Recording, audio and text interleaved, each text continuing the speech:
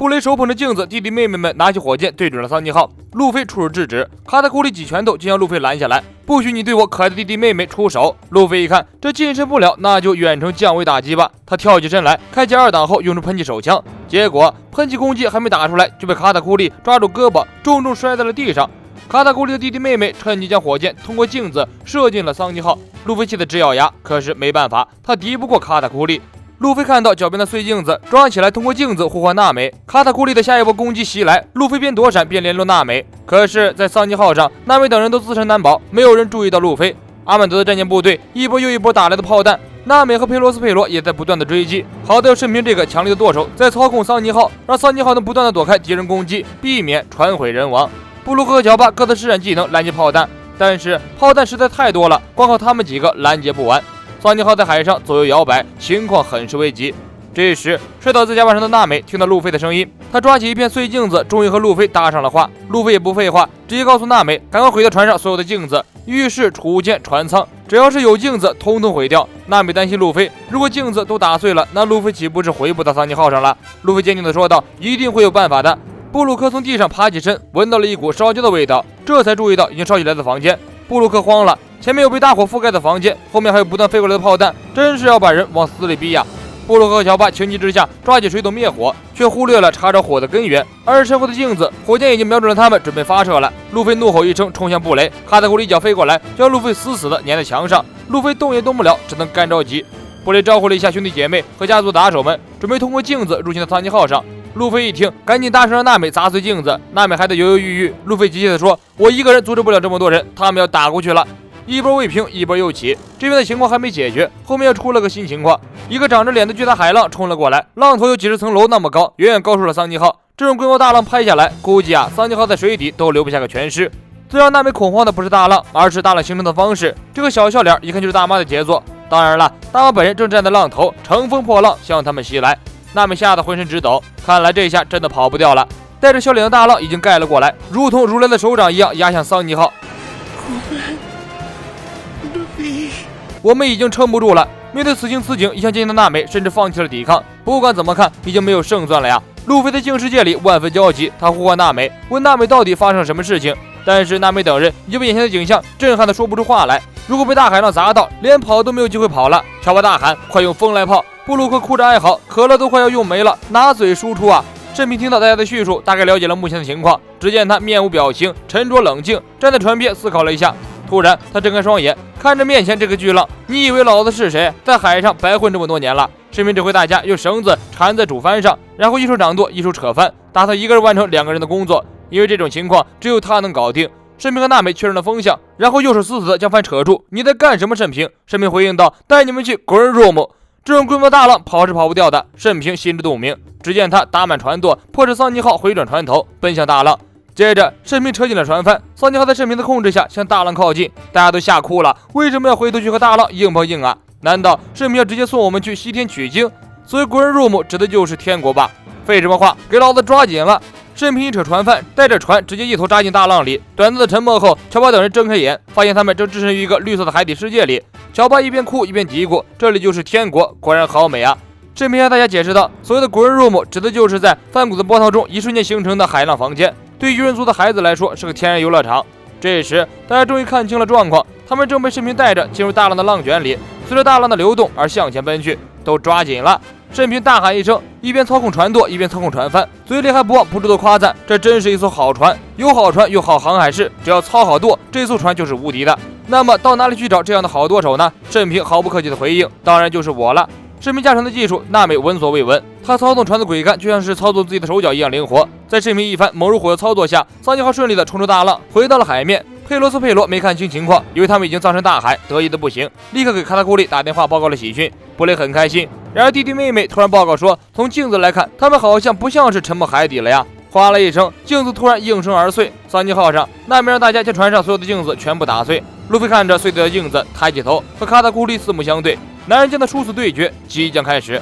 娜美按照路飞的指示，都让所有人在船上寻找镜子，不管是大是小，只要是镜子都要打碎，因为这是船长的命令。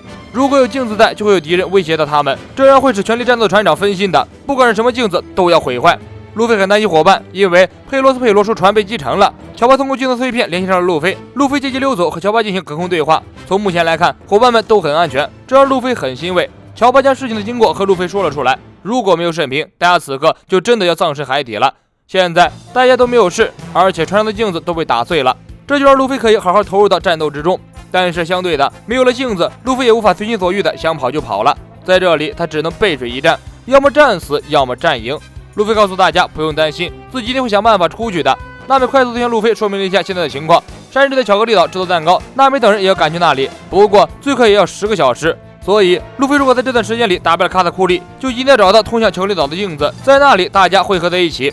路飞一边跑一边听娜美的描述，突然脚下一绊，整个人摔倒在地。不知什么时候，卡塔库利已经追了上来，他用年糕将路飞的全身都缠住，一步步走过来，仿佛一个准备给犯人处刑的刽子手。娜美那边担忧地询问路飞情况，哗啦一声，他们与路飞通话的镜子碎成了渣。路飞这边正面挨了卡塔库利一脚，路飞紧紧抓住嘴巴，怕自己忍不住叫出来让伙伴担心。卡塔库利抡起自己的大长腿，像踢足球一样将路飞踢了出去。路飞痛苦地捂住胸口，另一只手则掐住了自己的嘴巴，努力不让自己发出任何声音。卡塔库利走到路飞的面前，突然起跳飞向空中，在空中，卡塔库利将自己的腿变得十分巨大，然后对着路飞直接踩了下来。路飞跳到一边躲开，随即起身溜走。卡塔库利用年糕分出无数条腿，对着路飞一通乱踢，好在路飞全部躲开。你小子要跑到什么时候？卡塔库利紧紧追在路飞的身后，边追边进行攻击。路飞一不小心被卡塔库利一脚踢翻，紧接着就是如同雨点的重击砸在路飞的身上。路飞被卡塔库利无数条腿摁在地上一顿暴踢，始终忍着不发出任何声音。他死死撑住身体，一边飙血一边爬向碎掉的镜子。卡塔库利最后一招重踢将路飞狠狠砸在地上，一阵烟尘之后，路飞所在的地面被砸出了深深大坑，但路飞还是挣扎着爬了起来，对着碎了一地的镜子露出夸张又勉强的笑：“你们快上路吧，我会提前在那里等你们的，我们稍后再见吧。”路飞为了不让伙伴们担心，咬牙硬撑着露出笑容。娜美等人放下心来，安心的出航向巧克力岛奔去。打发掉了伙伴，路飞一拳头砸在地上，咬牙站起身。卡塔库利从手边的年糕中抽出了一把三叉戟，摆出了一个很酷的造型。还有什么遗言？草帽路飞。路飞喘了几口气，然后握紧拳头，紧紧盯住卡塔库利。我不会死在这里的。卡塔库利很有耐心的和路飞讨论起了死的话题，他仿佛在给路飞上什么奇怪的洗脑教育思想课。他告诉路飞，不是有人想死才死掉的，大多数的死都非本意，而你今天要死在这里。旁白解说布雷上线，在一边阴阳怪气冷嘲热讽，不知道是布雷有意夸大，还是确有其事。反正从他的口中，我们得知卡塔库利是一个超级牛逼的人物，他从来没有败绩，从出生到现在背部就没有着过地，是一个地道的超人。卡塔库利忙表示，少逼逼2句，我要打架了。导演表示，说一定要说，不说怎么能人知道卡塔库利牛逼呢？卡塔库利出生的时候就瞬间站了起来，之后坐在椅子上睡着了，是一个奇男子。他这一生从未倒下过，是个俯视大地的男人。布雷巴拉巴拉说了半天，路飞听得心烦意乱，回身对着布雷就是一拳头。拳头距离布雷还几厘米的时候，卡塔库利出手拦下了路飞的攻击。你要对我妹妹做什么？卡塔库利抓住路飞的胳膊，将他甩飞出去。路飞还没缓过一口气，卡塔库利冲上来，转动手中的三叉戟，土龙一招旋转突刺，将这面墙壁撞毁。好在路飞反应迅速，堪堪躲过，自己也舒了一口气。卡塔库利再次出招，路飞躲得越来越勉强，只好冲上去正面硬刚。而在一边看热闹的布雷像个鬼一样在净世界里到处游荡，他将草帽团的海贼团和船员都在的消息转达给了佩罗斯佩罗。佩罗斯佩罗为了彻底干掉路飞一伙，继续撒谎告诉大妈，蛋糕就在巧克力岛，如果想要吃就要亲自去拿。不过大妈可不受佩罗斯佩罗的控制，闻到有香味直接掉头向旁边的坚果岛攻过去。卡塔库利和路飞一顿对拳，路飞打出一招火拳冲，这招确实带有火焰特效，不过被卡塔库利轻易的格挡开。你小子太嚣张了！卡塔库利提着三叉戟奔过来，几下子就将路飞击飞出去。卡塔库利乘胜追击，旋转三叉戟刺向路飞。巧克力岛，山治率领的精英厨师团队加班加点的紧急赶制蛋糕。山治展示精湛的刀法，布林看的都上头了。有厨师来报，黄油少了30克。虽然蛋糕很巨大，但是少了30克黄油会直接影响到整个蛋糕。现在再去找黄油，恐怕时间也不够了。山治站起来，平静地指挥大家不用慌，只需要把西梅干做成西梅泥，加入泡打粉、少量的糖，就可以代替黄油。大家都听愣了，居然还有这种操作。山治用魅惑的眼神看向布林，这种做法不仅美味，而且还能减少卡路里，对于女生来说可是令人开心的小插曲啊！布林脸一下子红了，喷出鼻血，晕倒过去。原来还有人会为了山治而喷鼻血呢。厨师长们捧臭脚的异口同声道：“多么可靠啊！不愧是布林大人的丈夫，简直就是天造地设的一对，简直就是理想中的夫妻。”布林听的简直幸福的要死，那种样子就和女帝迷恋路飞的时候一模一样。山治终于挺着胸膛做了男人，再也不做别人的舔狗了。蛋糕岛的甜点之城指挥官蒙多尔悠哉悠哉的在画连环画，雄鸡伯爵很不安的跑过来询问关于草莓一会儿的情况。蒙多尔头也不抬的回应：“反正他们也跑不掉，慌什么？只要出了这片海域，就会撞上领地海军的包围圈，而且大妈和兄弟姐妹们亲自去追击了，不会有什么事情的。”雄鸡伯爵点点头：“那我就信你了。”蒙多尔呵呵一笑：“信大哥准没错。现在估计吉尔玛王国已经沦陷了吧？”镜头切到吉尔玛，大妈海团派去的这几个战斗员隔空啪啪扇了蒙多尔好几个巴掌。只不过蒙多尔本人还不知道他被自己人打脸了。这几个战斗员被吉尔玛的意志等人打得毫无还手之力，几乎就是摁在地上摩擦。